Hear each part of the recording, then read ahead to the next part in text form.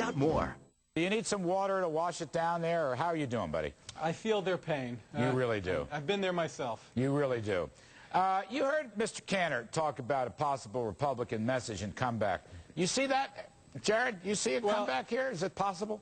You know, it's pretty tough. I mean, it's funny because I heard Representative Cantor make that point, and I read in the paper many articles today saying, we've got to get our message out. We've got to get our message out. And, you know, I never heard what that message is. In fact, what I did hear is a bunch of folks saying we've got to craft a message. And, you know, I'm not saying that that's a problem. I mean, if that's what they have to do, they have to do that. But that doesn't seem to have happened yet.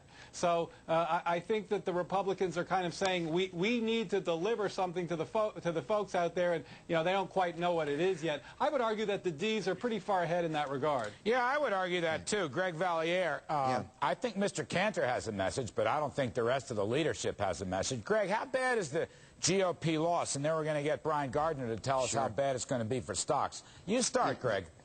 This result on Tuesday night would be like the Republicans going into Berkeley and picking up a seat. I mean, that's a pretty stunning loss. Down in Mississippi? In Mississippi, absolutely. And I really think, to pick up on what Jared says, what kind of message are we going to get? I know you, Larry, talk about a strong dollar and spending restraint. Is it going to be a positive message, or is it going to be a message like the one President Bush had today in Israel when he basically accused the Democrats of being the party of appeasement? Talk about ratcheting the temperature up. Is that not true? Just on that little side point, is that not true? I mean, after all, Senator Obama has said he wants to go out and negotiate with Ahmadinejad in Iran and the head of North Korea, and some of his allies are negotiating with Hamas. I mean, did Bush say anything that's factually untrue? Well, but do you want a positive agenda? Do you want to talk about things that are on the positive side, or do you want to just be negative? That was a pretty negative comment. Can I amplify that? One of the things that seemed to not work for the Republicans in Mississippi was precisely that kind of raising the temperature of the amp. I think Greg has a good point there. Well, Jerry Bowyer, what do you make of that? We're sort of taking a side road in this conversation, but what do you make of that? I thought Bush was truth-telling today.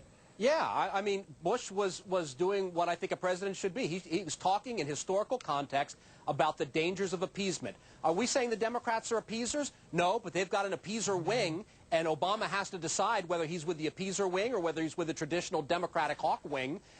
There's definitely an appeasement element in the discussion. Appeasement has occurred in history many times before, and there's no better place to talk about appeasement than in the Knesset. So I think it's not a plan. I got a sound on tape. I got a SOT. Let's take a look at the Bush SOT from the Knesset in Israel.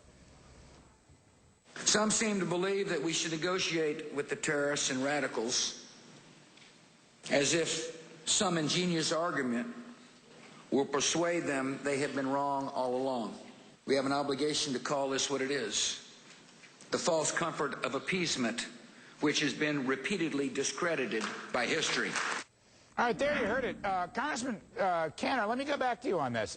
Senator Obama has said time and again he wants to negotiate with Iran, with North Korea, with our enemies. He's got people talking to Hamas. Is Bush just blowing smoke? Is Bush throwing dirt, or is he actually factually raising an important point? Well, Larry, let me just tell you this. I mean, there is going to be a certain element of this electorate that's going to question the Democrat nominee as well as some of the candidates on the question of national security. Look what's been going on with Congress. I think, frankly, Speaker Pelosi has been taking a big risk lately. You can say that 6 months may be a short time, but it is a long time. You never know what will happen. She's taking a gamble that she doesn't want to fix FISA. She doesn't want to arm our law enforcement agencies, our intelligence agency, with the tools that they need to make sure that we're listening to terrorists that call into this country. We all know the big debate over this bill. Frankly, there are enough Democrats that will join with Republicans that will pass this bill that will enable us to have the security and our intelligence agency to have the tools that they need. But yet, that hasn't happened yet. So I do think the national security questions surrounding the Democrat candidate will be an issue. Brian Gardner, you want to we're going to do more of you. We want to get to the stock market impact. Do you have a thought on this part of the conversation? Yeah, I think it's very interesting that Obama jumped into it. I mean, you're asking if it's factually correct.